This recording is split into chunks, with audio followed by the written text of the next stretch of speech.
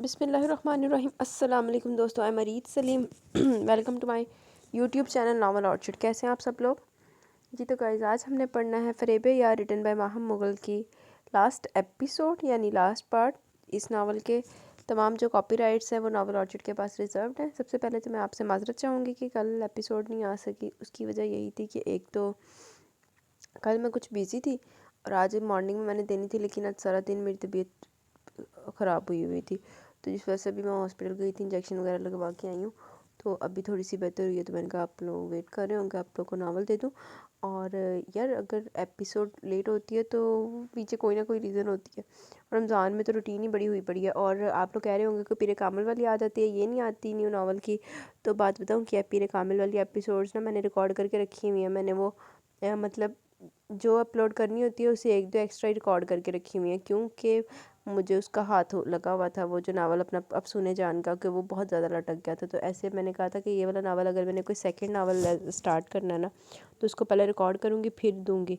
तो इसीलिए वो नावल रिकॉर्डेड होता है तो वो मैं अपलोड कर देती होती हूँ, और ये वाला नहीं कर सकी। लेकिन अब आज इसको हम कंप्लीट करते हैं और आपके सारे गिले शिकवे ख़त्म करते हैं। वैसे गिले शिकवा नहीं किया किसी ने मुझसे, एक दो लोगों ने बस पूछा था। तो अब ले लें एपिसोड, पढ़ते हैं फ़रेब यार रिटन बाय माहम मुग़ल की लास्ट पार्ट। आपको क्या लगता है क्या रिएक्शन होगा वाजिद का जब वो खतीजा को देखेगा? कॉफ़ी का कप बेड की साइड टेबल पर रखते इन्होंने कुछ खुशी और पुरजोशी से कहा, भाई मुझे तो खतरे की घंटियाँ बजती नजर आ रही हैं। हमीद साहब ने अपनी उतारते किताब से नज़रें हटाते कहा, लेकिन ऐसा क्यों होगा? इसे तो खुश होना चाहिए। इन्होंने नासमझी से पूछा। इससे पहले कि वो जवाब देते दरवाजे पर दस्तक हुई तो दोनों बेहक वक्त चौंके। तुम इस वक्त यहाँ? दरवाज़ा खोलते वाजिद को वहाँ खड़े पाते मिसेस हमीद ने हैरान होते कहा और अंदर आने का रास्ता दिया। आप लोगों ने क्यों नहीं बताया मुझे? अंदर आते सबसे पहले इसने स्पार्ट लहजे में पूछा। क्या नहीं बताया? किस बारे में बात कर रहे हो? हमीद साहब ने अनजान बनते कहा तो वाजिद ने कचटती नज़र अपने वालिद को देखा। आप बेहतर जानते हैं सब, इसने अफसोस से कहा तो मिसेस हमीद ने पहले अपने बेटे को फिर अपने शौहर को देखा। देखो बेटा, हमने जो भी किया वो सब तुम्हारी भलाई के लिए था, तुम खुद इस बात को समझ जाओगे। मिसेस हमीद ने आगे बढ़कर अपने बेटे को समझाना चाहा, लेकिन इसने इनके हाथ झटक दिए। क्या भलाई किया आपने मेरे साथ? जिस लड़की ने मुझे ठुकरा दिया, आप इसी को ब्याह कर ले आए घर और लाके बिठा दिया मेरे कमरे में। क्या हैसियत होगी इसकी नज़रों में मेरी? कुछ भी नहीं। वो तो मजाक उड़ा रही होगी अब भी मेरा, कि कैसी बाजी मारी इसने, पहले ठुकराया और मेरे ही माँ बाप इसको मेरी दुल्हन बना लिया है। इसने तासुब से सर हिलाते कहा, सुरख निगाहों से अपने बाप को देखा जो बज़ाहिर पुरसुकून नजर आ रहे थे, और यही बात इसको सुई की तरह चुभ रही थी। अभी रूम में जाओ, सुबह बात करते हैं इस बारे में। फिलहाल बात को तूल न देते इन्होंने तहम्मुल से वाजिद को यहाँ से जाने का कहा और अपना चश्मा उतार के साइड पर रखा। इरादा इनका अब सोने का था। ये बिल्कुल भी ठीक नहीं किया आपने मेरे साथ। एक गुस्से भरी नज़र डालता वो इनके रूम से निकल पड़ा, जबकि मिसेस हमीद अब परेशान से अपने शौहर की जाने में तवज्जो हुई। पता लग गया मिसेस हमीद उन बुतों का रिएक्शन होना रहा है। मुझे तो इसके इरादों से डर लग रहा है, कहीं वो बच्ची को कुछ उल्टा सीधा ना कह दे। इन्होंने अपना खदशा जाहिर किया तो हमीद साहब मुस्कुरा दिए इनकी परेशानी पर। परेशान होने की कोई बात नहीं, ठीक हो जाएगा खुद ही, वो संभाल लेगी इसको। इन्होंने संजीदगी से कहा और सोने के लिए लेट के, जबकि मिसेस हमीद अब अपने बेटे के बारे में सोच रही थी कि रब ने कैसी गंदी औलाद दी थी मीनू। कमरे में दाखिल होते इसके नथनों से खूबसूरत सी मीठी सी खुशबू टकराई और नज़र सीधा बेड की जानिब गई, जहाँ वो कंधों तक कंबल ताने महवे ख्वाब थी। सर झटकते वो बेड पर दूसरी साइड आया और कुछ देर ऐसे पाँव नीचे लटकाए बैठा रहा, फिर चेहरा घुमा के इस वजूद के चेहरे को देखा जो इसकी तरफ ही करवट लिए सो रही थी। जोर से एक बार आंखें में इसने खुद को पुरसुकून करते वो अपनी जगह लेट के और कंबल खुद पर भी ओढ़ लिया। मुखालिफ सिमत करवट लेते वो अपनी आंखें बंद करते नींद को दावत देने लगा, जो कुछ ही देर में इस पर मेहरबान भी होगी। सुबह इसकी आंख सिसकियों की आवाज़ से खुली। पहले तो बदमज़ा हुआ, मगर मुसलसल सिसकियों की मदाखलत से इसने अपनी मुंदी मुंदी आंखें खोली तो सबसे पहले इसकी नज़र अपने कमरे की छत पर गई, फिर बाएं जानिब जहाँ साइड टेबल पर फूलों का गुलदस्ता पड़ा था। घड़ी में वक्त देखा तो सुबह के 6 बज रहे थे। सिसकियों की घुटी सी आवाज़ की जानिब मतवज्जा हुआ तो देखा कि साथ लेटा वजूद खुद में सिमटी रो रही थी। वाजिद को ताज्जुब हुआ तो वो इसके करीब हुआ और कंबल को आहिस्ता से साइड किया। शायद वो ख्वाब में डर गई थी और बुरी तरह रो रही थी। कुछ ना सोचते इसने आगे बढ़कर खदीजा के गिरद हसार बांधा कि वो डरना बंद कर दे, और हुआ भी यही। इसके हसार को पाकर इसके असाब पुरसुकून में आए। इसके बालों में उंगलियां चलाता हल्की सी सरगोशियाँ करने लगा कि वो पुरसुकून हो जाए। कुछ नहीं हुआ, सब ठीक है। अम्मी ना जाएं। वो शायद नींद में अपनी माँ को याद कर रही थी। हमीद साहब ने इसको बताया था कि इसकी माँ का कुछ अरसे पहले इंतकाल हुआ, तो शायद वो ख्वाब में इन्हीं को देख रही थी। थोड़ी देर में पुरसुकून होगी और दोबारा से नींद की वादी में चली गई और वाजिद ऐसे इसको हसार में लिए खमार भरी आंखें मूंद गया।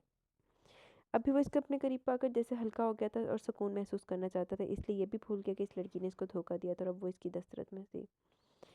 हाय जी, तो मन चाह महबूब मिल गया, भावें ओदी हुण जान ही रही सी ते फिर हल्का फुल्का ही होना सी वाजिद साहब ने।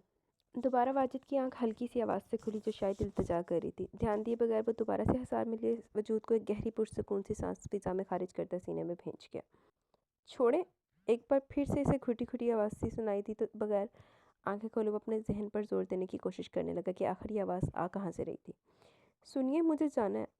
हल्की सी आवाज़ में इल्तिजा करती वो इसके बाजुओं का हसार तोड़ने की सही करने लगी। कहाँ? बगैर आंखें खोले इसने भारी सरगोशी में पूछा। मैं थक गई हूँ ऐसे लेटे, अपने बाजू हटाएं। इस सवाल को ध्यान में न लाते असल बात कही कि वो वाकई थक चुकी थी, कब से एक ही पोजीशन में लेटे और शायद इसके मियाँ को एहसास नहीं था इस बात का। तभी वो मुसलसल हसार खोलना चाह रही थी। सोने दो यार। इसकी बातों का शायद वो उल्टा ही असर ले रहा था, तभी वो मजीद करीब करता वो सो गया। वो अपने होशो हवास से नहीं है। उठे। अब की बार इसने हिम्मत करते इसके बाजुओं को झंझोड़ा के वो हड़बड़ा के आंखें खोलता नागवारी के तासुरात चेहरे पर सजाए बैठा, जिस पर खतीजा का दिल सहम गया कि शायद वो अब इसे डांटे, लेकिन वो भी क्या करती। इसे फ्रेश होना था, टाइम भी बहुत ज़्यादा हो गया था। लेकिन वाजिद था कि उठने का नाम ही नहीं ले रहा था, ना ही छोड़ने का, तो मजबूरन इसको ऐसे करना पड़ा। तो थोड़ी देर सो लेने देंदी उन्होंने। तुम यहाँ क्या कर रही हो? अपने हसार में मौजूद खतीजा को देखते इसने सख्त लहजे में पूछा तो वो सटपटा कर फ़ौरन उठ बैठी और साइड पर रखा अपना दुपट्टा उठा के ओढ़ने लगी। मैं सो रही थी। नज़र झुकाते मासूमियत से कहा और कनखियों से इसकी तरफ देखने की कोशिश की, जो अब खुद उठ बैठा था और अपनी बेखुदी पर खुद से हैरानगी का इजहार कर रहा था। अब कहाँ जा रही हो? इसको बेड से उठते देखकर कड़े तेवरों से पूछा तो वो हड़बड़ा कर वापस बेड पर बैठ गई अपनी साबका हाथ जगह पर। मैं फ्रेश होने जा रही थी, कह के वो इसकी जानिब इजाज़त तलब नज़रों से देखने लगी। क्या वो जाए या यहीं पे इसको रुक के देख रखेगा? खुद पे खतीजा की नज़रें पाकर सवालिया तौर पर अब्रू उचकाई तो इसने हल्के से नफ़ी में सर लाया और खुद ही फैसला करती बेड से उठकर बाथरूम जाने लगी। हल्के नीले रंग का सूट सेबतन किए वो अपने नम बालों के साथ बाहर आई और ड्रेसिंग के आगे खड़ी होकर बाल सुलझाने लगी। इसको अपने आप में मगन देखते वाजिद उठा और खुद फ्रेश होने चला गया। इसके वापस आने तक खतीजा मुकम्मल तैयारी से इसका सोफे पर बैठी वेट कर रही थी। इससे बगैर बात किए वो अपनी तैयारी मुकम्मल करने लगा। हाफ वाइट शर्ट पर ग्रे पैंट पहने वो खूबरू जवान अपने बाल संवार रहा था। अपनी घड़ी वॉलेट वगैरह उठाता वो कमरे से निकलने लगा, तभी खतीजा भी उठते इसके पीछे आई कि वो रुककर सवालिया नज़रों से उसे देखने लगा। आपके साथ जाऊंगी नीचे। खुद को तख्ता पाकर वो सादगी से बोली तो समझ के वाजिद ने सर हिलाया और अपने साथ चलने का इशारा दिया। एक तो वाजिद ना समझ बहुत आ। माशाल्लाह माशाल्लाह, अल्लाह नजरें बद से बचाए मेरे बच्चे को, कितने अच्छे लग रहे हैं सर। दोनों को सीढ़ियाँ उतरते देख मिसेस हमीद ने मोहब्बत पाश लहजे में कहा और दिल ही दिल में दोनों की नज़र उतारी। अस्सलाम वालेकुम। खतीजा ने झुक के दोनों के आगे होकर सलाम किया और इनके इशारे पर नाश्ते की टेबल के गिर्द मौजूद एक कुर्सी पर बैठ गई। जीते रहो, हमीद साहब ने मुस्कुरा के कहा, जबकि वाजिद हमद संजीदगी लिए हुए था। नींद अच्छी है बेटा रात को? मिसेस हमीद ने इसके आगे नाश्ते की तैयार प्लेट रखते प्यार से पूछा तो इसने मुस्कुरा के सर हिला दिया। मैं आज रात लेट आऊँगा मामा, इंतज़ार न कीजिएगा। नाश्ते से फारिग होते वाजिद ने घड़ी में वक्त देखते उठते हुए कहा। अब ये तुम अपनी बीवी से कह कर जाया करो, और आज कहीं जाने की क्या ज़रूरत है, पहला दिन है तुम्हारी शादी का। हमीद साहब को इसका आज ऐसे जाना बिल्कुल अच्छा न लगा, तो वो टोकते हुए बोले, जबकि वो एक नज़र अपनी माँ को देखने लगा जैसे शिकायत कर रहा हो। ले तेनू की फैर मार दी तो उन्हें। आज मेरे दोस्त मेरा बाहर इंतज़ार करें, डिनर बाहर ही कर लूँगा, वेट ना कीजिएगा, खुदा हाफिज़। थोड़ी सी वजाहत देता वो अपनी बीवी को नाश्ते से इंसाफ करते देख वहाँ से चला गया, जबकि अब खतीजा सोच रही थी कि इसको एक बार भी इसने मुखातिब नहीं किया था। क्या वो इसे अच्छी नहीं लगी? तो वो बहुत पहले दी अच्छी लग गई हैं, तो ज़रूरत तो ज़्यादा अच्छी लग गई हैं। ऐसा तो मज़ीद अच्छा लग रहा हो तो अफोर्ड नहीं कर सकता। नाश्ते से फारिग होकर मिसेस हमीद और खतीजा लाउंज में आ गए और वहीं काफ़ी देर बैठी बातें करती रही। जबकि हमीद साहब ऑफिस चले गए थे, दोपहर के खाने का वक्त हुआ तो मिसेस हमीद ने खतीजा को रूम में भेजा कि वो आराम कर ले और वो दोपहर के खाने के इंतजाम देखती हैं। रूम में आके खतीजा को कोई करने लायक चीज़ ना मिली तो वो ऐसे ही बेड पर बैठ के लाशऊरी तौर पर इसकी सोच रिमशा की जानिब चल दी। इस वाक़ये के बाद एक बार भी रिमशा ने इससे रब्ता करने की कोशिश ना की थी और ना ही इसका नंबर लग रहा था। खदीजा के दिल में कहीं ना कहीं ये सोच थी कि शायद इसने तब डर से ये सब कह दिया और वो अब इंतज़ार में थी कि कब इसे अपनी गलती का एहसास हो और वो इसे इस बात की मासरत करती। लेकिन वो तो जैसे गायब ही हो गई थी इस दिन के बाद और ना ही इसके घर वालों का कोई पता था। हम दौर फिटे मुँह फिर खदीजा दे, जिस औरत ने तुम्हारी ज़िंदगी में इतना जहर घोल दिया, उसकी वजह से तुम्हारी माँ मर गई, अब भी तुम उसके बारे में सोच रही हो जी कि उन्हें गलती की होगी। एड्डी तो बेचारी अच्छाई दी देवी, एक पहले होता नहीं कि होर केड़ी देवी सी, वफा देवी सी, तो उस तो बाद ए वाली देवी आ गई। काश तुम मुझे बाद में कहती कि ये सब तुमने नादानी में किया था। काश वो बस ये सोच के रह गई और कुछ ना सोचते हुए दोबारा बिस्तर पर लेट गई। सोचों का भंवर अब भटक के वाजिद के गिर्द जा घूमा और नज़रों के सामने वो लम्हा लहराया जब वाजिद इसको अपनी बाहों के हसार में लिए महवे ख्वाब था और इसको छोड़ने को तैयार ना था। ये सोचते बेख्तियार इसके गाल तप उठे। सुबह मुझसे पूछ ऐसे रहे थे जैसे मैं इनको अपनी बाहों में भर के पड़ी थी। इसके सवाल को याद करके वो खुद ही मुंह बना के बोली, फिर हल्का सा हंसती। एक तो अम्मी को भी यहाँ आने की क्या जल्दी थी, ख्वामखा में इतना तमाशा देखने को रह गया और ऊपर से वापस जाने का दिल भी नहीं करा। भला पता तो चलता कि वहाँ क्या हुआ और इस खतीजा के रिश्ते का क्या बना। वो लड़का, इसने भी तो मुड़ के कोई राब्ता नहीं किया। घर की छत पे यूं ही चलते चलते वो जले दिल से सोच रही थी, यहाँ इसको इनको महीना हो चुका था लेकिन इसकी माँ जाने से इनकार करी थी कि वो अपने भाई के पास ही रहेंगी। और वो यहाँ पक चुकी थी अपने छोटे छोटे कजन्स के बीच। जिस दिन खदीजा की अम्मी की तबीयत ख़राब हुई थी ये तब वहीं से घर आ गई थी ताकि कोई बात इस पर ना आए। शाम होते इसकी माँ ने कहा कि इसका भाई बुला रहा है कब से, तो वो इनके पास जा रहे हैं कुछ दिनों के लिए। रिमशा को अच्छा मौका लगा तभी वो तैयार होकर अपने माँ भाइयों के साथ दूसरे शहर अपने मामू के पास आ गई। आते हुए वो मैसेज करना ना भूली लेकिन अब वो सोच रही थी कि ना ही करती थोड़े दिन और इससे बात करने का मौका मिल जाता। लेकिन अब वो मौका गंवा चुकी थी और खदीजा को ज़िंदगी से भी बेखबर थी कि क्या हो रहा है इसकी ज़िंदगी में और ना ही इसको कोई दिलचस्पी थी जानने की। लेकिन वो इसके बारे में ज़रूर जानना चाहती थी जिससे वो 2-3 माह ताल्लुक़ में रही थी। बेटा तेन जो पता लगना ना उसके बारे में तो तेन 440 वोल्ट तो झटका लगना कि जिंदी जिंदगी में खराब की उनकी ज़िंदगी तो फिर सेट हो गई उसके साथ ही। मैसेज करूँ उसको, क्या पता वो मान जाए और फिर खुद से तारुफ करवा के उसको कहूँगी कि वो तो धोखा देगी, मुझसे शादी कर ले, कितना प्यारा है वो, मेरी तो ज़िंदगी बन जाएगी और अच्छा खासा अमीर भी है, मेरी लॉटरी लग जानी है। बस एक बार वो मान जाए मुझसे शादी करने पर और खदीजा के बारे में इसको अच्छा खासा भड़का दूंगी, फिर वो इसके बारे में सोचेगा भी नहीं। खुद ही खड़ी वहाँ मंसूबे बनाती रही और इस पर खुद को दाद देती रही लेकिन इसको ये मालूम नहीं था कि सब इसके हाथ से निकल चुका था। अब वक्त की बाजी अपना आप दिखाने की अब वक्त की बारी थी अपना आप दिखाने की। खुद की औकात वो वाज़ा कर चुकी थी। हाले दी औकात इन वक्त दसेगा। दिन ऐसे ही बेकैफ गुजरते रहे। वाजिद खतीजा से ज़्यादा बात नहीं करता था और ना ही इससे मुखातिब होता था। ज़्यादातर वो अपना वक्त ऑफिस में ही गुजारता था कि घर काम ही खतीजा से सामने अक्सर वो रात को लेट जाता कि वो सो गई होती होगी। लेकिन वो भी शायद इससे ज़्यादा अपने इरादों में पक्की थी कि रात गए तक इसका इंतज़ार करती रहती थी। जब तक वो कमरे में कदम न रख लेता वो हाय हाय कितने दफ़ा हो गया, वो ऊपर चला गया था गलती से। जब तक वो कमरे में कदम न रख लेता वो सोफे से नहीं उठती थी। इसी बात पर वो कई बार इसको अच्छी खासी सुना चुका था। दूसरी जानिब वाजिद का दिल इस बात को मानने से इनकारी भी था कि खदीजा वो लड़की है जिसने इसको धोखा दिया था। लेकिन वो क्या करता है, इसने खुद इसकी आवाज़ सुनी थी और उसको देखा था, तो वो कैसे कह सकता था कि ये वो लड़की नहीं जो इससे रात गए तक बातें किया करती थी और इसके मना करने के बावजूद वो किसी न किसी फंक्शन की तस्वीर इसको फॉरवर्ड कर दिया करती थी। इसकी आवाज़ वो आसानी से पहचान सकता था लेकिन एक दो बार वाजिद ने इसे कभी पिछले हवाले से बात करना चाहिए तो वो लाइलमी का इजहार कर देती जिस पर वो खामोश हो जाता कि शायद इसके माँ बाप के सामने वो ड्रामा कर रही है। अभी भी वो जब आज जल्दी घर आ गया तो घर में तो लाउंज के करीब जाते इसे खतीजा और अपनी माँ की आवाज़ें सुनाई दी। गालबन वो खुशकपी में मसरूफ़ थी। अच्छा तो आपने पहले मेरे बेटे को देखा कहीं? मिसेस हमीद की हैरत और शरारत में डूबी आवाज़ उभरी तो अंदर जाते वाजिद के कदम थमे। देखा कैसे नहीं होगा, हर हफ्ते तो पिक्चर्स मांगती थी ये। भाईजान ये नहीं मांगती थी, कोई दूजी मांगती सी। इसने ना खुद से सोचा और इसके जवाब देने के इंतज़ार में वहीं खड़ा रहा कि क्या कहती है इस आगे से। जी मुझे ऐसा लगता है कि मैंने इनको अपने कॉलेज में किसी फंक्शन पर देखा था लेकिन मैं श्योर नहीं। खदीजा की उलझन में कहीं बात पर वाजिद तमस्कर से मुस्कुराए, मतलब कि वो अपनी लाइन पर आ रही। सर झटकता हुआ इनकी बातों को वहीं छोड़े अपनी रूम की तरफ बढ़ गया। क्या वो गए थे कभी किसी कॉलेज के फंक्शन पे? खतीजा ने मजीद इश्तियाक लिए पूछा तो मिसेस हमीद मुस्कुरा दी। हाँ गया तो था कुछ महीने पहले अपने ऑफिस के किसी सेमिनार में, इन्होंने मजीद कहा तो खतीजा की मुस्कुराहट गहरी हुई। बस फिर मैंने वहीं पे देखा है इनको। तब मैं अपनी दोस्त के साथ जा रही थी जब हम दूसरे डिपार्टमेंट में चले गए और तब ये वहाँ आए होंगे। इसने चहकते हुए बताया तो वह हल्का सा हंसती। इसकी मासूमियत पर तो इनको प्यार आता था और अपने बेटे के इंतखाब पर इनको बहुत फ़ख्र हुआ। बेटे ने तो कुछ और ही किया सी वैसे। चलो आगे जाके देखते हैं, आपको आगे जाके पता लगेगा, मैं पहले क्यों बताऊँ।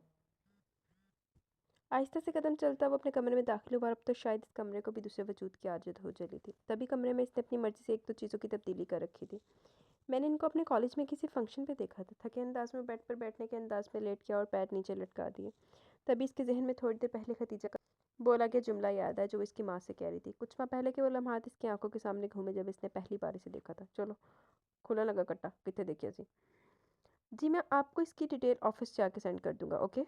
डिपार्टमेंट से निकलते हुए अपने फ़ोन पर किसी से मुखातिब था जब इसकी नज़र थोड़े फासले पर खड़ी दो लड़कियों की तरफ गई जो गालबन किसी बिल्ली के बच्चे को देखकर चीख रही थी। हाय हाय मैं तो कभी नहीं इधर किसी बिल्ली के बच्चे ने देख कर चीखी। इनकी नादानी पर वो ऐसे ही जाने वाला था जब एक लड़की का बैग नीचे गिरा। उसको पकड़ने के लिए मुड़कर नीचे बैठ गई। सर पर काले रंग की चादर ओढ़े चुटिया किए के बालों की चंद शरीर लटे इसके चेहरे का तवाफ कर रही थी। सफ़ेद यूनिफॉर्म पहने धूप की शिद्दत से गुलाबी गाल मजीद गुलाल बिखेर रहे थे। इसने सुना था कि पहली नज़र की मोहब्बत भी होती है, लेकिन आज इस वजह से वाकई यकीन से आ गया। इसके वजूद को सामने देखते दिल ने फ़ौरन बगावत की थी और किसी और ही राह का मुसाफिर बना वो इसकी चाह को पाने की चाहत करने लगा। हम अपने आप में गुम जा रहे थे, किसी गुफ्तार ने चौंका दिया था। कई लम्हे वो मबहूत सा इसी को देखता रहा, जो अब अपना बैग उठाए अपनी दोस्त को सलवाते सुना रही थी और खफकी से अपना चेहरा मोड़ गई। जाने अनजाने में इसके लबों के गोशे ने मुस्कुराहट का हाथा किया और दिल में से मुखातिब हुआ, अगर अल्लाह ने चाहा तो ज़रूर तुम्हें पाऊंगा। पल भर में क्या फैसला इसको नहीं मालूम था कि वो जल्दी कबूल होगा। इससे तो अपने दिल से ये भी उम्मीद नहीं थी कि अचानक बीच राह में वो किसी पर इसको हार जाएगा और इसको पाने की चाह करेगा। इसको देखते में मगन था कि जो लड़की इसके साथ थी, इसने वाजिद की तरफ इशारा किया और इसी के बारे में इससे कुछ कहने लगी, जिस पर वो भी वाजिद की तरफ अनियमित वजह हुई। नजरों का तसादुम और यहाँ वाजिद का दिल घायल। बड़े नाजुक दिल था मालक सी वाजिद साहब थे। काली गहरी आंखों में उलझन लिए वो इसी को देख रही थी। सर चले? कब से बुलाते सेक्रेटरी ने थक कर इसके कंधे को हिलाया तो वो होश में आया। ओ सॉरी जी, चले? सर चले? कब से बुलाते सेक्रेटरी ने थक के इसके कंधे से हिलाया तो वो होश में आया। ओ सॉरी जी, चले? हड़बड़ा के वो बुलाने वाले की तरफ मतवजा और चलने लगा, लेकिन अभी थोड़े कदम आगे ले जा पाया था कि किसी नस्वानी आवाज़ ने उसको अपनी जानिब मतवजा किया तो वो सेक्रेटरी को 1 मिनट का कहकर मुड़ा। पीछे वही लड़की थी खड़ी थी जो खतीजा के साथ थी, और इसने वाजिद की तरफ इसको देख के कुछ कहा था और अब वो इसके सामने खड़ी अपना सांस बहाल करी थी। शायद भाग के आई थी। जी। वाजिद ने हैरत से इसको देखा कि वो क्यों इसे रुकने का बोल रही थी। हालांकि दिल तो इसका इसकी दोस्त पे आया था। वो मैंने देखा था कि शायद आप मेरी दोस्त को गौर से देख रहे थे, कि आपको वो पसंद आ गई है? इसने बगैर कोई तमहीद बांधी और सीधा काम की बात की, जबकि इस तरह की साफ कोई बेबाक अंदाज पर वाजिद को हैरत कम नागवार ज़्यादा लगा। ऐसा कुछ नहीं है, आपको गलत फहमी हुई है। इसने अपने तासुरात छुपाते संजीदगी से कहा, वापस मुड़ने लगा। रुके तो, मैं जानती हूँ आप इसको पसंद करने लगे, छुपाएं तो नहीं। अब अगर आप चाहते हैं कि मैं आपकी मदद कर सकती हूँ। जब इसने देखा कि वो जाने लगा तो वो फ़ौरन इल्तिजाइया इसको रोकने लगी। इसके रुकते ही वाजिद ने अपनी सेक्रेटरी को जाने का कहा और इसकी बात सुनने लगा। लेकिन इसकी बात सुनकर इसके माथे पर जैसे बल आ गए, लेकिन वो फिर भी सुनना चाहता था वो इसकी कैसे मदद कर सकती है। कैसी मदद? ये हुई ना बात। ये इसकी एफपी आईडी और आपको तो अब सभी जान चुके हैं, तो इसने कहा कि आप इससे यहाँ पर रब्ता कर सकते हैं, वो इंतज़ार करेगी। खदीजा की आईडी का नाम देकर अब वो इसके चेहरे को जांचने लगी कि वो क्या कहते, लेकिन वो खामोश से इसका चेहरा देखता रहा। क्या वो वाकई बात करना चाहेगी मुझसे? वो जानता था कि बेवकूफ़ी है इस तरह किसी से बात करना महज एक झलक देखने पर, लेकिन वो इस दिल का क्या करता जो पहली नज़र में इस पे फिदा हो गया था। दिल को दिलासा दिलाने के लिए इसने हामी भर ली और मुस्कुराता इसका शुक्रिया अदा करता वहाँ से चला गया। रात को लाशौरी तौर पर मोबाइल हाथ में था, मैं ऐसे ही कुछ देख रहा था जब इसकी फ्रेंड रिक्वेस्ट मौसूल हुई। नाम देखा तो खदीजा नाम की कोई लड़की थी। दिमाग में क्लिक हुआ तो याद है कि जो सुबह लड़की ने नाम लिया था ये वही थी। एक्सेप्ट तो कर ली, लेकिन इसके बारे में रब्ता नहीं किया कि क्या सोचे वो इसके इंतज़ार में बैठी थी। लेकिन इसकी आईडी एक बार ज़रूर चेक की, कुछ खास नहीं मिला, सादी सी लगी थी। लेकिन वो इससे तोका भी नहीं कर रहा था, वो भी इतनी जल्दी दिखाएगी और फ़ौरन इसे ताल्लुक़ रखने की कोशिश करेगी। कुछ दिन ऐसे गुजर के ना वाजिद ने कोई बात की और ना वहाँ से कोई मैसेज रिसीव हुआ था। और इस बात में मुतमिन भी था कि वो जल्दबाज नहीं। लेकिन एक दिन इसका मैसेज रिसीव हुआ जिसमें इसने वाज़ह शिकवा किया था कि वो इसको कॉलेज से आने के बाद भूल गया। शायद जिस पर वो हल्का सा शर्मिंदा हुआ, लेकिन फिर इससे हाल अहवाल दरियाफ्त करने लगा। ऐसे चंद दिन हाल अहवाल से बात आगे बढ़ती गई और इसने अपनी पिक्चर भेजी। वाजिद ने मना भी किया कि वो इसको ये काम पसंद नहीं, लेकिन बस जिद थी कि आज किसी फंक्शन में गई थी तो वो ज़रूर देखे। वाजिद ने कई बार कोशिश की कि वो इसको साफ अल्फाज में कह सके कि वो इसके घर रिश्ता लाना चाहता है। आजकल के मजनू रांझों की तरह इसको इस तरह इश्क लड़ाना अच्छा नहीं लगता था, और ना ही इसका खुद मैसेज करना इसको भाता था। बहुत दिनों में एक दिन वाजिद का दिल किया कि वो इसकी आवाज़ सुने। एक बार कहने पर इसने नंबर दे दिया और कहा कि वो जब वो यहाँ मैसेज करे तभी वो यहाँ बात करे, वरना दूसरे मैसेंजर काफ़ी हैं बात करने को। और वाजिद को क्या एतराज़ था, मान गया। एक दो बार जब वाजिद ने खुद इसको कॉल की तो वो कॉल पर पहचानने से इनकारी हो जाती। बाद में मैसेज करके कहती कि इसके भाई पास थी जिस वजह से ड्रामा करना पड़ा। ऐसे जब इसका दिल चाहता वो वाजिद से बात कर लेती, लेकिन शादी की बात की तरफ वो कभी ना आई और इतनी देर ताल्लुक़ रखना वाजिद को बिल्कुल भी अच्छा नहीं लग रहा था। तभी वो चाहता था कि इससे शादी कर ले। यही सोचकर इसने अपने पेरेंट्स को सब कुछ सच बताया और खदीजा की पिक्चर्स भी दिखा रखी थी। लेकिन फिर एक दिन अचानक ही इसने अपनी मंगनी की पिक्स भेजी अपने नंबर से और कहा कि वो अब इससे ताल्लुक़ नहीं रख सकती क्योंकि इसकी मंगनी हो रही थी। ये बात वाजिद पर क़यामत बन के टूटी, क्योंकि वो साफ अल्फाज में से बता चुका था कि वो इससे शादी करना चाहता, और इस बात को जानते हुए खदीजा ने इतना अरसा इसके धोखे में रखा था। तस्वीर देखते इसने फ़ौरन कॉल की तो फिर वो इसको पहचानने से इनकारी हो गई, ब्लॉक भी कर दिया, दिल के जैसे टुकड़े टुकड़े कर दिए। बेशक वो इससे बगैर किसी रिश्ते के राब्ते में था, लेकिन वो इससे जल्द शादी भी करने वाला था। इसने तो इसे वाज़ह कहा था कि मुझे नहीं पसंद ये सब, फिर ये बताया वो रिश्ता कब लेके आए ताकि वो इसके पास हो, लेकिन वो इसकी बात कहाँ सुनती थी। थोड़े दिनों बाद इसके बाबा ने अचानक इसको निकाह का कहा कि वो सब सेट कर चुके हैं, बस वाजिद को तैयार होना है अब इस सब के लिए। इसकी बातों से वो काफ़ी ज़्यादा दिल बर्दाश्त हुआ था कि ज़्यादा रब्ता करने की कोशिश न की और ना ही वापस मुड़ के कुछ देखना चाह के फरेब यार ने इसको तोड़ के रख दिया था।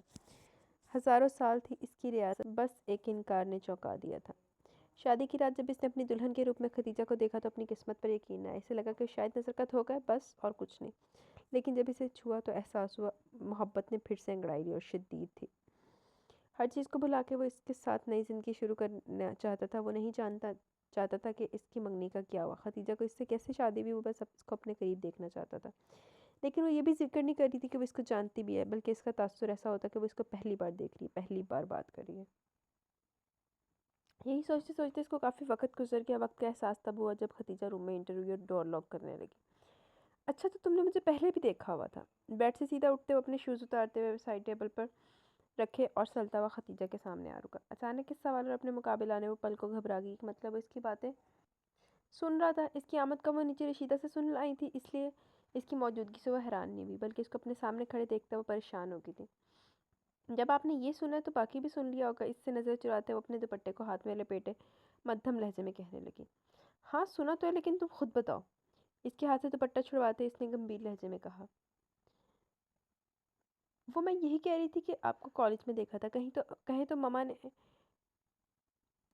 ममा ने बताया कि आप एक बार किसी फंक्शन में गए थे कॉलेज, तो बस वहीं देखा होगा।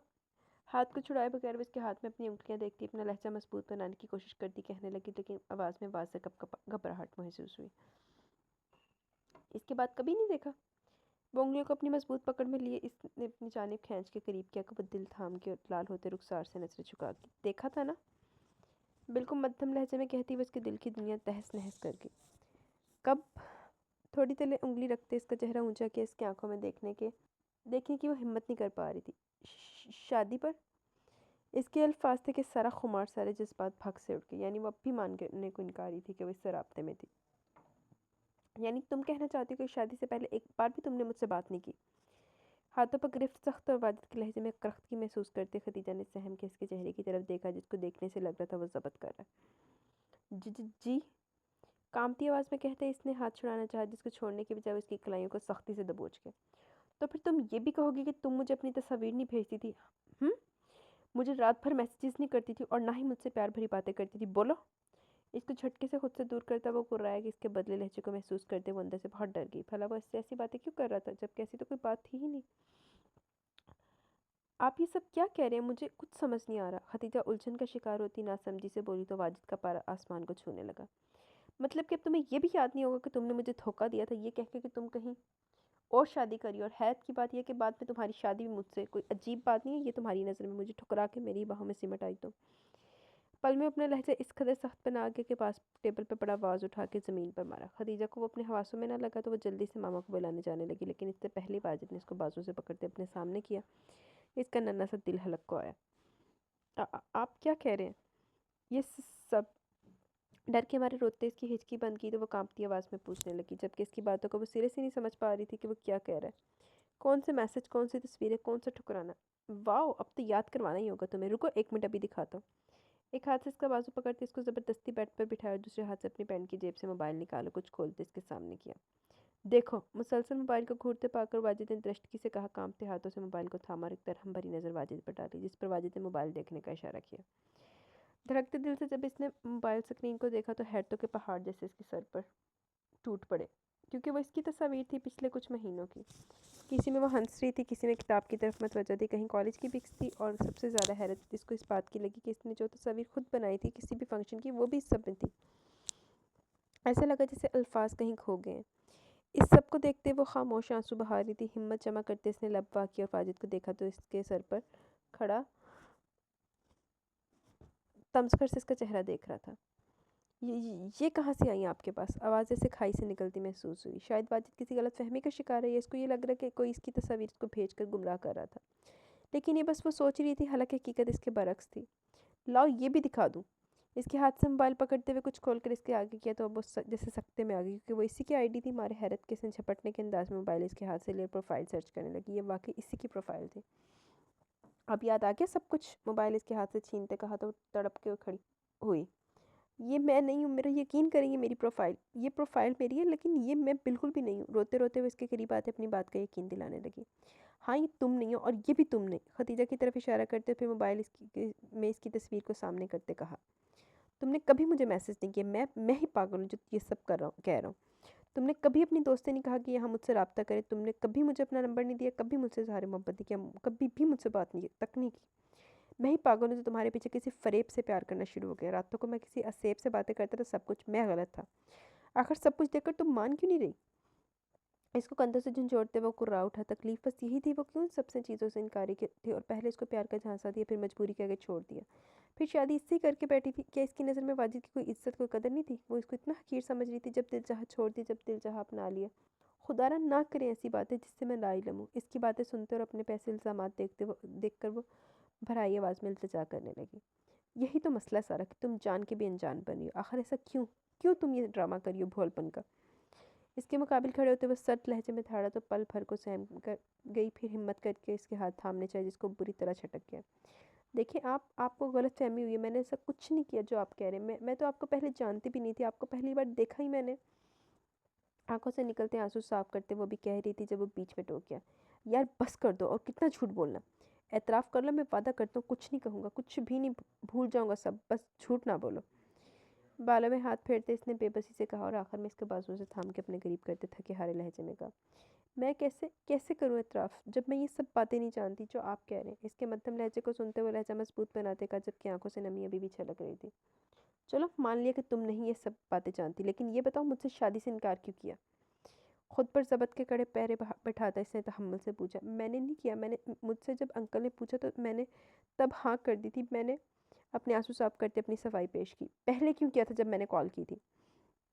मुंह दूसरी तरफ सख्ती से मुंह दूसरी तरफ करते सख्ती से आंखें मीचते से ज़बरदस्ती मुस्कुरा के पूछा। कब?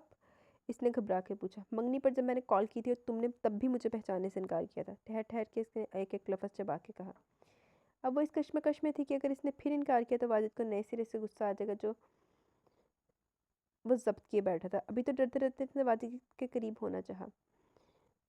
देखिए वाजिद आप भूल जाइए सब, हम नई ज़िंदगी शुरू करते हैं। इसके हाथों को थाम के उम्मीद भरी नज़रों से देखते कहा तो वाजिद ने पहले अपने हाथों को जो इसकी नरम गिरफ्त में थे और फिर इसकी आंखों में देखा जो रोने के बायस सुर्ख हो चुकी थी। भूल जाओ? संजीदगी से पूछा तो खदीजा ने ज़ोरों शोर से सर हिला। शायद वो मान गया था, शायद क्योंकि खदीजा को नहीं मालूम ये सब कैसे हुआ। तस्वीर कहाँ से आई इसके पास, मैसेजेस कैसे, इसका नंबर भी वो पास। अभी वाजिद के दिल में बनी गलतफहमी को दूर करना चाहती थी। नहीं भूल सकता कि तुमने मेरी तजलील की, मुझे धुतकार के वापस मेरी ज़िंदगी में आई। मजाक हूँ मैं तुम्हारे लिए? अचानक वो सर्दो सपाट लहजे में कहता, अपने हाथ इसकी क्लिप से आज़ाद करवाता कमरे से लंबे लंबे डग भरता निकल के, जबकि वो सुबकी और बेबसी से वहीं बेड पर गिरती रोने लगी। ज़िंदगी में क्या हो रहा था इसको कुछ समझ नहीं आ रहा था। पहले दोस्त, फिर माँ और अब शौहर की बदगुमानी। कैसे वो ठीक करे सब? इसको तो ये भी मालूम नहीं था कि वो सारे मैसेजेस कौन करता था, कहाँ से इसके पास पिक्स आती थी। वो सब कैसे, सब इसे कुछ समझ नहीं आ रहा था। दफ्तर इसके दिमाग में क्लिक हुआ। एक तो माँ ने कब जाना यहाँ से, मुझे यहाँ मार के जाएगी, कोई है भी नहीं कि मैं बोरियत कम कर लूँ। अरे वो जो कल मैसेज कर रहा था, लेकिन वो तो चिपकू था, पीछे पड़ गया था। क्या करूँ? वाजिद को करती हूँ मैसेज, थोड़ा लड़ेगा, खैर टाइम तो निकलेगा। कब से वो अपने कमरे में बैठी यूं ही चीज़ों को तक रही थी और कुछ करने को ना था। इसकी माँ ने अब ज़िद ही बांध ली थी कि वो यहाँ से नहीं जाएगी, बल्कि कुछ अर्सा वो यहीं अपने भाई के पास रहेगी। वो तकरीबन 1-2 माह और। थोड़े दिन पहले इसको किसी लड़के के मैसेज आए थे कि वो इससे बात करना चाहता था। इसको क्या मसला था, इसके साथ शुरू हो गई। थोड़ी देर बातों के बाद वो इससे बेतकल्लुफ़ होकर फ्री होकर बातें करने लगी। और अभी वो इस वक्त मसरूफ़ था कि वो इससे बात नहीं कर पा रही थी। इसलिए वाजिद का ख्याल जहन में आया तो फ़ौरन इसको कॉल मिलाने लगी खदीजा की प्रोफाइल से। किस्मत अच्छी थी या ख़राब, लेकिन कनेक्शन मिलता देख वो चहक उठी। पुत्र तेरी ख़राब है तो वाजिद भी चंगी है, तो खदीजा दी भी चंगी है। वाह! खुश होते इसने कॉल ड्रॉप की और मैसेज सेंड किया, क्योंकि वो जानती थी कि वाजिद को मालूम है वो मैसेज पर ही बात करती थी हमेशा। घर में वो गुस्से से निकल आया। अब रात के 9 बज रहे थे और सर्दियों की शुरुआत थी तो खुनकी फैली हुई थी फ़िज़ा में। जिल्द को खुश करने वाली हवाएं रवां थी। ऐसे में वो अपने घर के करीब बने पार्क में आ गया था, वहाँ वॉक कर रहा था। ध्यान बार बार भटक कर इस बेमहर की याद में घूम रहा था और इसकी रोती सुर्ख आंखें इसके दिल को बेचैन कर रही थी। इनकी इसकी बातों पर दिल ईमान ले आया था, लेकिन दिमाग में जंग छिड़ गई थी जिसकी वजह से वो दिल को छोड़कर दिमाग की बातों पर ध्यान दिए बैठा था। अपनी मताए जान का सोचते अचानक इसका मोबाइल बीप किया। चेक किया तो देख के हैरत हुई, क्योंकि फिर से खदीजा की प्रोफाइल से मिस्ड कॉल थी। 2 सेकंड बाद इसका मैसेज रिसीव हुआ। कैसे आप? मैसेज देखते से लगा शायद वो उसके बाहर आने से परेशान होगी तो खैरियत मालूम कर रही है। क्यों? जवाब देने के बजाय वो उल्टा सवाल कर बैठा और पास रखे बेंच पर बैठ गया। आप मुझसे अब भी नाराज़ हैं? वो नरूठेपन से ऐसे पूछ रही थी जैसे भी थोड़ी देर पहले कुछ हुआ ही ना हो। मैं क्यों नाराज़ होऊंगा किसी से? फिर जवाब की बजाय सवाल दागा। वो मैंने आपसे 2 माह तक रब्ता नहीं किया ना, इसीलिए। इसके मैसेज ने वाजिद सच में किसी हैरत के समुद्र में गोताज़न किया। मतलब ये खतीजा नहीं, क्योंकि वो अभी इसको इसकी की प्रोफाइल दिखा के आया था, और क्या वो अब इतनी बेवकूफ़ थी कि इसको फिर से ट्रैप करती है जानते हुए वो सब जान गया? कहाँ थी तुम? सपाट अंदाज में सवाल किया। वो असल में जिस दिन मेरी मंगनी थी ना, इस दिन किसी वजह से टूट गई और तभी अम्मी हमें मामू के घर ले आए और हम यहीं पर हैं। तब से भाई और अम्मी का वापस आने का इरादा नहीं। मैं बहुत शर्मिंदा हूँ आपसे कि मैंने वो सब कहा। असल में मेरे भाइयों ने मुझे मजबूर किया था वो सब करने को, वरना मैं कभी न करती वो मंगनी और शादी के राज़ी नहीं थी मैं बस आपको चाहती हूँ और आपसे शादी करना चाहती हूँ। क्या आप मुझे फिर से कबूल करेंगे? इतना लंबा मैसेज करने के बाद इसका तो जैसे दिमाग ही घूम गया। मतलब कि हद होगी। ये कौन थी जिस तरह की बकवास कर रही थी? एक बात इस पर वाज़ेह हो रही थी कि ये खतीजा नहीं थी, और ना ही वो हो सकती है, क्योंकि वो एक माँ से इसके साथ रह रही थी और वो इतनी बातूनी नहीं थी जितनी ये थी, और ना इतनी बेबाक कि सब कुछ आसानी से कह दे। ये ज़रूर कोई और थी जो खतीजा का नाम और प्रोफाइल इस्तेमाल कर रही थी। इसको जवाब देने की बजाय वो बेदिली से उठा और घर की रुख किया। अब वो खुल के सारी बातें खतीजा से करना चाहता था कि क्या मामला है, कौन है ये। इसके दिमाग में खतीजा की सहेली आ रही थी जिसने खतीजा से बात करने का कहा था, और कहीं ना कहीं इसको यकीन भी था कि वही इसकी दोस्त है। वाह, बड़ा जेन लड़ाया तू। वही डंगर है, आस्तीन का सांप, बल्कि सपनी नागन, नागन टैन। लेकिन एक बात इसको बेचैन कर रही थी, वो था अपना रवैया जिसने खतीजा के साथ रखा था। क्या सोचे कि वो इसके बारे में, जब वो इसको सारी बातें बताए, लेकिन इससे पहले अपनी उलझन दूर करनी थी ताकि इनके दरमियान सब नॉर्मल और वाजिद अपनी गलत फहमी दूर कर सके। घर में दाखिल होते इसे हर तरफ सन्नाटा महसूस हुआ। अभी रात के 12 बजने वाले थे। वो काफ़ी देर सड़कों को छान मारता वापस आया था। रूम में एंटर हुआ तो वो बिस्तर में घुसी थी, यानी इसके जाने के बाद वो सो गई थी। ऐसे दिल को तसल्ली देने के लिए चलता हुआ इसकी साइड और मोबाइल को उठा के देखा। इसमें ऐसी कोई ऐप मौजूद नहीं थी जिससे वो भी वाजिद से रब्ता कर पाती, और ना ही कोई मैसेजेस मौजूद थे।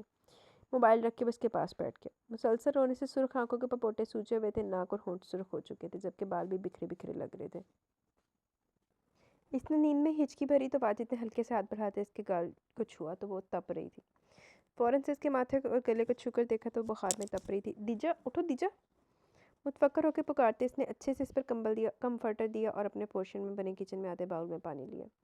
कमरे में आते इसने खिड़कियां वगैरह अच्छे से बंद की और इसके सहारे बैठे सर पर पानी की पट्टियां करने लगा।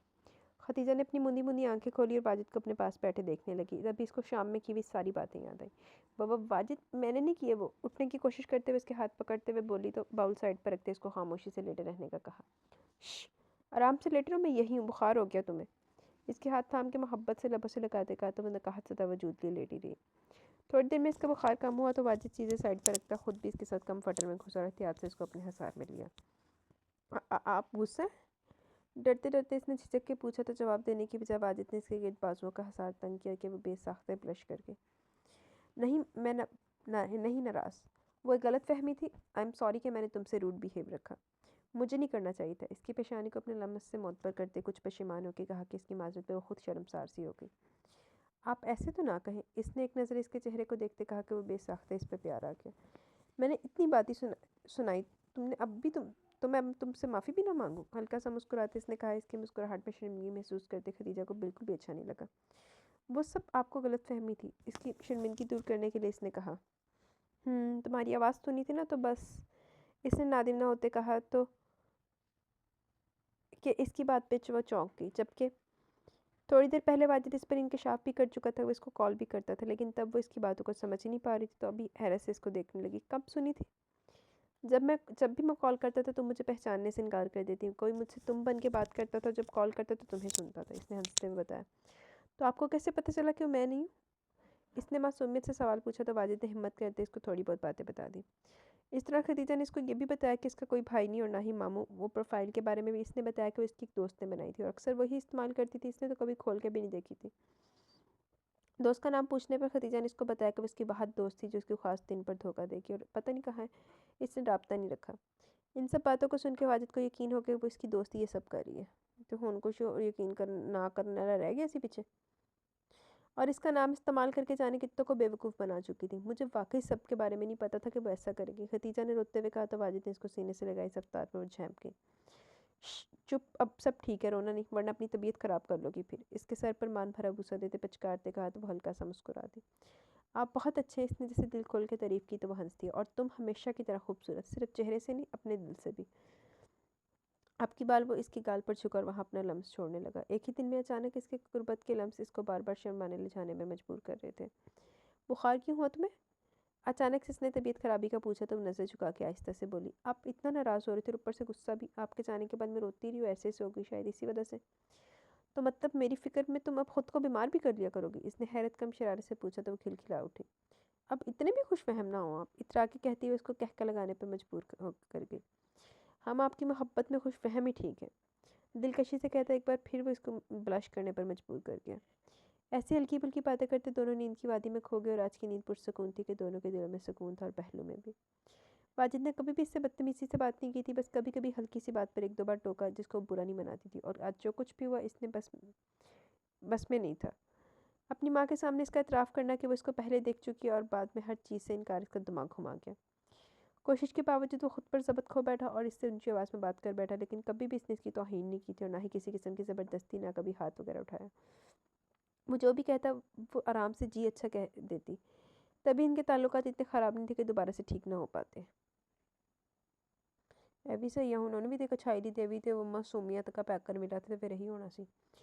आज जो भी बात थी वाजिद के सामने खुल के आ गई थी और अब इसका इरादा इस लड़की को अच्छे से सबक सिखाए जिसने से इस बात के साथ खेला था। आहो नहीं छड़ी ना सस्ते चीज़ें तो माफ़ कर देता, मैं तेरा माफ़ नहीं करना, इन्हें माफ़ी नहीं देनी रेमशानू। चाहे वो बातें इससे करती थी, लेकिन वाजिद के दिल में जो जिस बात परवान चढ़े थे वो बस खदीजा के लिए थे, ना कि इस वजूद के लिए जिससे बस राब्ते में था।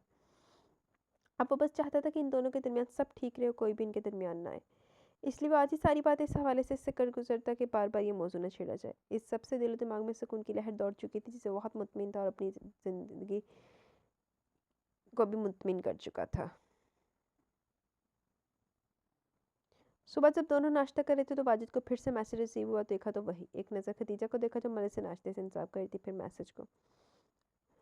हम आज वापस आ रहे हैं घर। वो जैसे वापस आने पे बहुत खुश थी, तभी सुबह सुबह मैसेज किया इसको। अम्मी मानेगी वापस आने तेरी शाबाजी तेरी, या मामू मम्मी ने धक्के मार के काट देता। अरे यार ये तो ये मच्छर इतने ज़्यादा हुए पड़े हैं ना,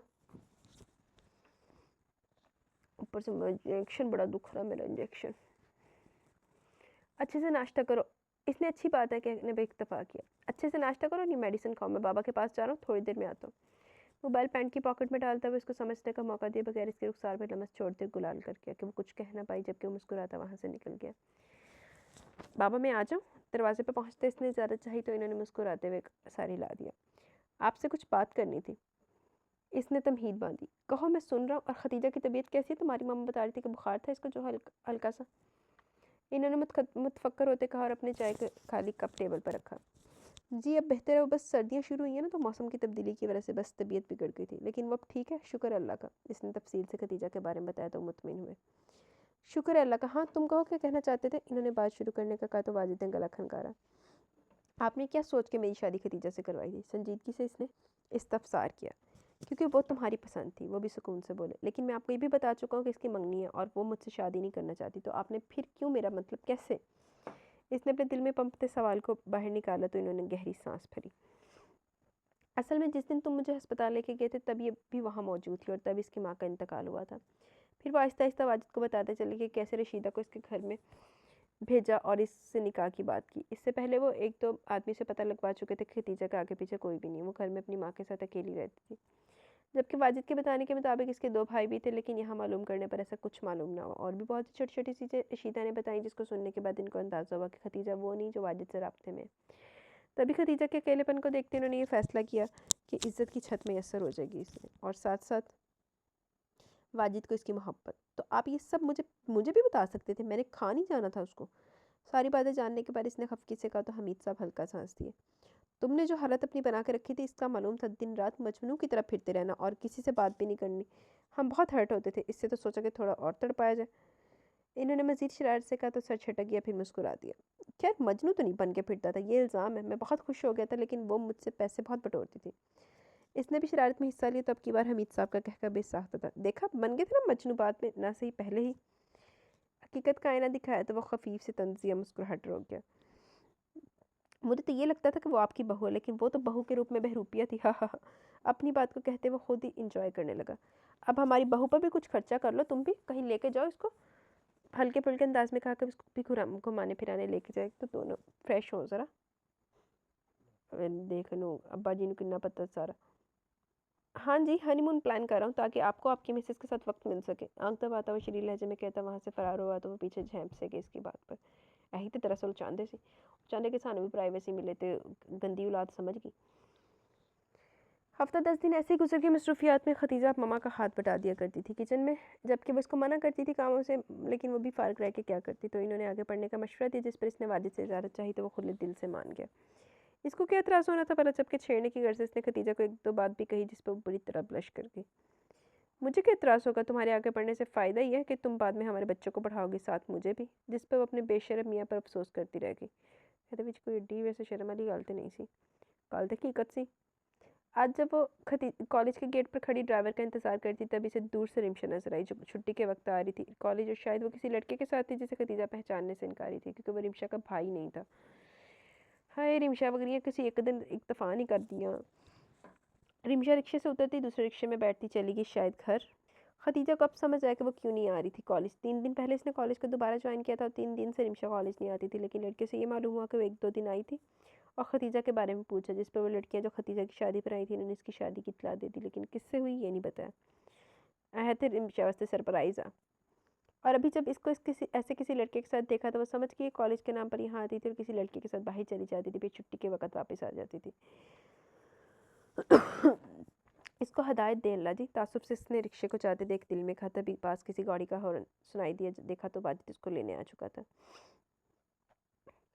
वाजिद थोड़ी देर पहले आंदा तो अपनी ना होने वाली बीवी के नाल मिल लैंदा। ऐसे लोगों को नहीं हिदायत आती होती, बेहिदायतों को। कैसा रहा दिन? इसकी गाड़ी में बैठते वाजिद ने कहा और गाड़ी स्टार्ट की। बहुत अच्छा, वो मुस्कुराते बोली। आज शाम को रेडी रहना। गाड़ी घर के गेट से अंदर दाखिल करते इसके नीचे उतरने से पहले हाथों को थाम के बहुत चाहत से कहा, कहीं जाना है? हैरत से पूछा, क्योंकि मामा ने ऐसा कुछ नहीं बताया था कि कहीं जाना है। बस तुम रेडी रहना, ओके? इसने माथे को प्यार से छू के कहा। वो गुलनार होगी, सर हिला गई। जबकि इसको ड्रॉप करते वो फिर चला गया और बस इसको घर ड्रॉप करने आता था और वापस ऑफिस चला जाता था। शुक्र है ऑफिस भी जाना, मैं तो कैसे कि शायद कोई काम काज है ही नहीं वाजिद ਨੂੰ। अम्मा कुछ खाने को तो बहुत भूख लगी है। अपने कमरे में बैग फेंकते इसने आवाज़ लगाना शुरू की। थोड़ी देर बाद जब अम्मा की आवाज़ नहीं आई, उठ के बाहर आई। किचन में अपनी अम्मा को देखने लगी, वो वहाँ भी नहीं थी। ये अम्मा कहाँ चली गई, बड़बड़ा के कहती वो। बाहर सहन में आई तो इसको बैठक से कुछ लोगों की आवाज़ें आने लगी। सोचा कि कोई मेहमान होंगे, चल के देखती है। लेकिन जब इसने बैठक की दहलीज पर कदम रखा तो वहीं मुंजमद हो गए अंदर बैठी हस्ती को देख के। ये कौन है अम्मा? अपनी हैरतों पर काबू पाते इसने अपनी माँ के करीब जाते सवाल किया, लेकिन अगले लम्हे मुंह पर पड़ने वाले थप्पड़ ने इसकी आसान खता कर दिए। वो हैरत से अपनी माँ को देखने लगी, जो शायद रो भी रही थी। फिर कमरे में मौजूद इसकी नज़र अपने भाइयों पर गई, जहाँ पर वो भी गुस्से और सपाट चेहरे से इसी को देख रहे थे। तू बगारत लड़की, तुझे ज़रा शर्म नहीं ये सब करते? इन्होंने एक और थप्पड़ से इसका मुंह लाल कर दिया तो वो खूनख्वार नज़रों से सामने खड़े वाजिद को देखने लगी। अम्मा क्या हो गया, क्यों मुझे मारी जा रही हो? इसने भड़क के बोला तो अब की बार एक और थप्पड़ पड़ा। तो इसके भी लायक नहीं, तुझे तो पैदा होते ही मार देना चाहिए था। अरे जिस लड़की ने तुझे अपना दोस्त माना, इसी के किरदार को गलत साबित कर दिया तूने। अपनी माँ की बात से वो समझ की कि वाजिद शायद खदीजा की मंगनी की बात करने आया था। कौन है ये और तुझे ऐसा किसने कहा? सामने खड़े वाजिद की तरफ इशारा करते इसने गुस्से से भड़कते पूछा। ये वही है जिससे तू खदीजा के नाम पे इश्क लड़ा रही थी, सब बता दिया इसने। माँ की बजाय इसके भाई ने इसका रुख अपनी तरफ मोड़ते सख्ती से कहा तो वो गड़बड़ा गई। एक राह चलता इंसान कोई भी कुछ भी आके कहेगा और आप मान लोगे? इसने मजीद बदतमीजी से पूछा और इशारा वाजिद की जानिब किया, जिसने इसकी बात पर अबरोच का है। ऐसे दीदा दलील देखो, हाले भी नहीं हो कुछ कन्फेस कर रही। सब कुछ बताया इसने कि कैसे तो खतीजा का नाम लेती थी और इसके नाम पे इससे शादी के वादे करती थी, और फिर मंगनी पे भी तूने बकवास की जिसकी वजह से इसकी मंगनी टूटी और इसकी माँ भी चल बसी। अरे ऐसी औलाद को तो हाथों से मार देना चाहिए जिसकी वजह से किसी का घर उजड़े। इन्होंने से बाजू से झंझोड़ते इसके मुंह पर फिर तमाचा दे मारा। क्या सबूत है इसके पास कि वो मैं थी? बदले में वो गुर्रा के बोली। कल से तेरा कॉलेज जाना भी बंद। बता किसके साथ जाती थी रोज सैर सपाटों पे? इसी से तुझे बांधे अब की बार भाई ने अपनी तरफ करते एक थप्पड़ रिसीव किया। जो दूसरों के लिए गड़क होते हैं उनके लिए फिर ऐसी ही जिल्लत मुकद्दर बनती है। सब बता चुका ये कि तू कॉलेज जाने के बजाय रोज किसी न किसी लड़के के साथ घूमने जाती हो, क्या पता इज्जत का जनाजा भी निकाल चुकी हो। अम्मा मैं अभी बुलाता हूँ इस गोगे को, पढ़ाते हैं इसका निकाह इससे। पहले मैं कहता था कि नहीं वो आवारा नहीं, कि मेरी बहन बच्ची और वो गली का आवारा लोफर, लेकिन जिस तरह इसने खदीजा की ज़िंदगी को तबाह किया और हमारी इज्जत भी रोली, तो मेरा अब दिल करा कि इसको एक लम्हे के लिए भी इस घर में न रखूँ। इसको सोफे पर धक्का देते बड़े भाई ने कहा और मोबाइल निकालते एक नंबर डायल करने लगा। अम्मा ये क्या कह रहा है भाई, मैं इस लोफर अय्याश गोगे से शादी नहीं करूँगी। वो फ़ौरन अपनी नैया पार लगती देख के तड़प के बोली, जबकि इस सब में वाजिद खामोश तमाशाई बना खड़ा था। जब से रिमशा ने बताया था कि वो वापस आ रही है, तो वाजिद ने खतीजा की प्रोफाइल से इसकी लोकेशन चेक की और फिर तकरीबन वो रोज़ जब खतीजा को छोड़ने लेने जाता तो रिमशा को भी देखता था कि कहाँ जाती है। तब इसे मालूम हुआ कि वो सिर्फ इसको ही नहीं बल्कि और भी बहुत से लोगों को धोखे में रख के लूट रही थी। तभी वो आज इसके घर आकर इसके घर वालों को तमाम हकीकत बताई, सबूत के तौर पर तस्वीर भी दिखाई जिसमें वो लड़कों के साथ मुख्तलिफ जगहों पर मौजूद थी।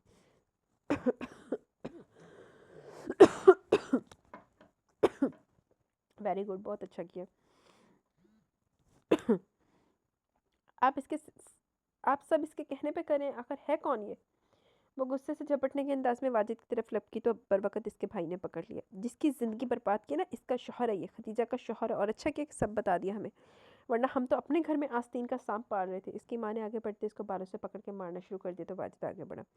आप इस तरह ना करें, इसका भाई ठीक कह रहा है, इसकी शादी कर दे किसी जगह ताकि इसको लगाम लगे। और मुझे ज़्यादा देर, मैं चलता हूँ, मेरी बीवी इंतज़ार करी होगी मेरा। वाजिद ने इन्हें रोकते संजीदगी से कहा और आखिर में जानबूझ के जताते हुए लहजे में खदीजा का जिक्र किया तो रोती हुई रिमशा की माँ इसके करीब आई। खदीजा को मेरा प्यार देना। इसके सर पर प्यार दिया और मुस्कुरा के रुखसत किया। जबकि रिमशा को ये समझ नहीं आ रही थी कि अचानक इसके साथ हो क्या गया। सब ठीक था तो फिर अभी कल इसने वाजिद से बात की थी और अब वो इसके घर में मौजूद था इसका राज खोलने। बेटा तेरे ना गुनाह दा कड़ा भर गया सी ते हुण तेरी रस्सी जेह्ड़ी अल्लाह ने खिच्ची दराज की हुई थी ना वो खींच ली है। हुण तेरा शुरू हो गया तेरा अंजाम। सबसे ज़्यादा झटका ये सुन के लगा बस तीजा का शौहर है, मतलब हाथ से निकल गया था सब। जिसके नाम पर किया सब, इसको जिसको बर्बाद करना चाहे वो अब अपनी ज़िंदगी में खुश है। जब इसने कुछ किया ही नहीं तो वो शुरू से मासूम थी, तो क्यों वो अज़ाब भरी ज़िंदगी जीती? ये तो अल्लाह का फैसला था इंसाफ का, नेक औरत को नेक मर्द और इसे बुरी औरत को बुरा मर्द। तेरा तो गौतम गोगे वगैरह डिजर्व कर दी थी, तेरे ना चंगा होया।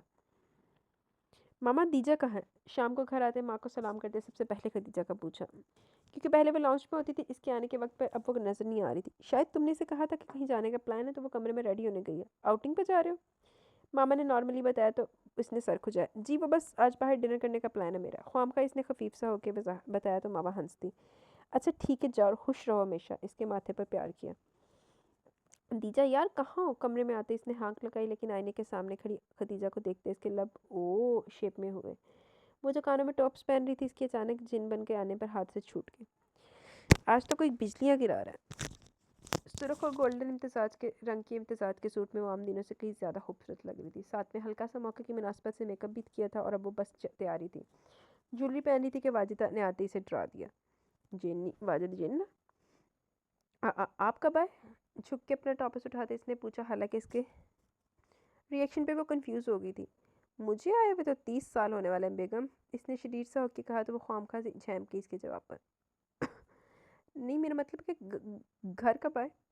अब की बार इसने अपनी बात का वाज़ेह मतलब बताया। वो चलता हुआ इसके करीब और इसके हाथ से टॉपस लेके कान में पहनाने लगा।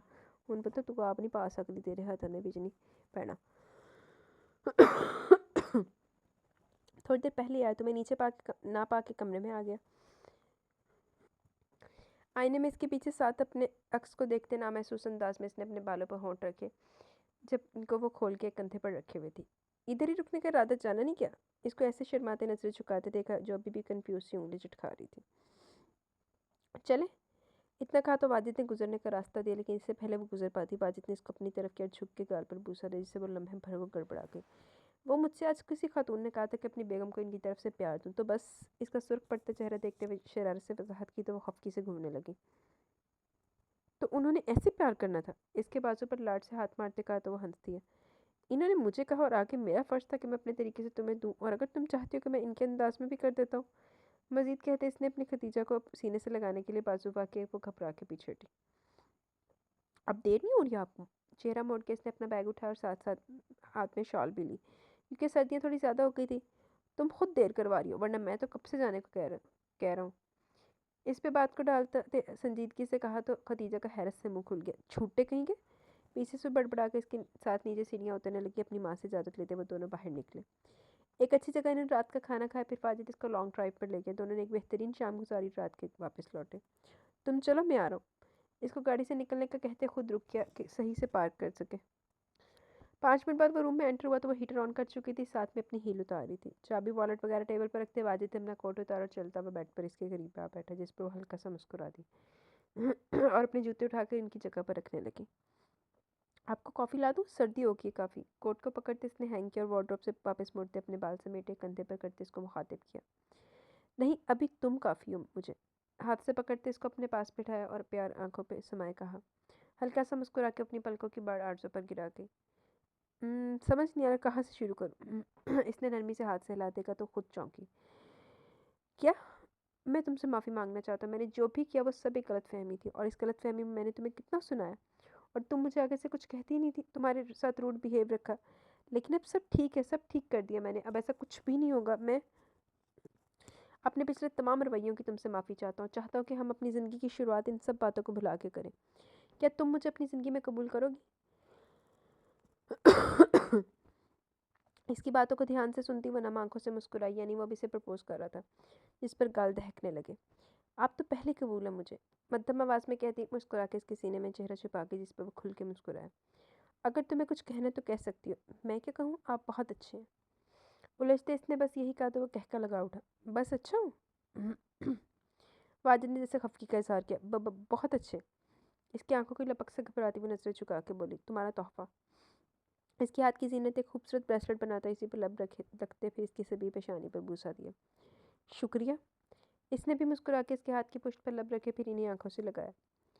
इजाज़त है कि हम इस खूबसूरत रिश्ते का आगाज़ करें। अपने रिश्ते को आगे बढ़ाने से पहले वो इसकी इजाज़त का तलबगार था। इसे मज़ीद मोअत्बर कर गया, जिससे वो खुदा की शुक्रगुजार हुई कि इसे इतना अच्छा शरीक हयात अता किया था। मारे हया कि इससे कुछ कहा ही नहीं गया। जी, वो इतना ही आहिस्ता से बोली कि शायद इसने खुद भी ना सुनाई नहीं दिया। हालांकि वो इसके हरकत करते लबों से समझ गया था, लेकिन फिर भी शरीर बनते इसको करीब करते मजीद तंकिया को अपना सर शर्म के मारे मजीद झुका गई। कहो, मैं समझा नहीं। इसके कान के पास अपने होंठ लाते हल्का सा लम्स छोड़ा के वो मजीद इसमें सिमटी। इजाज़त है। अब कि वो ज़रा धीमा सा बोली कि वो सुन सका। नई ज़िंदगी की मुबारक हो जोजा। इसके माथे पर लब रखता अपने हसार में ले गया। ज़िंदगी अब पुरसकून हो गई थी। सब दूरियां ख़त्म होते, सब गलत फहमियाँ ख़त्म होते। जब तक हम न चाहें हम इस गलत फहमी को दूर नहीं कर सकते। एक हल्की सी बात, हल्का सा खिंचाव एक खूबसूरत रिश्तों में रंजिश से ला सकता है। जब तक आपस में बात न की जाए मसले सुलझने के बजाय उलझेंगे। वाजिद अपने रिश्ते को मजीद बर्बाद होने से बचा लिया और खदीजा ने खूबसूरत और अच्छी बीवी होने के नाते इस बात को बहस में ज़्यादा तब्दील किया कि वो किसी से भी बात क्यों करता था। वो एक सरसा फरेब था जिसको अपनी दोस्त ने साम बन के दिया था और इसकी ज़िंदगी को तबाह करना चाहा महज अपने शौक़ की खातिर। ज़िंदगी अब हसीन से हसीन तर थी अपने शरीक हयात के साथ। मेरी ज़िंदगी में आने के लिए बहुत शुक्रिया।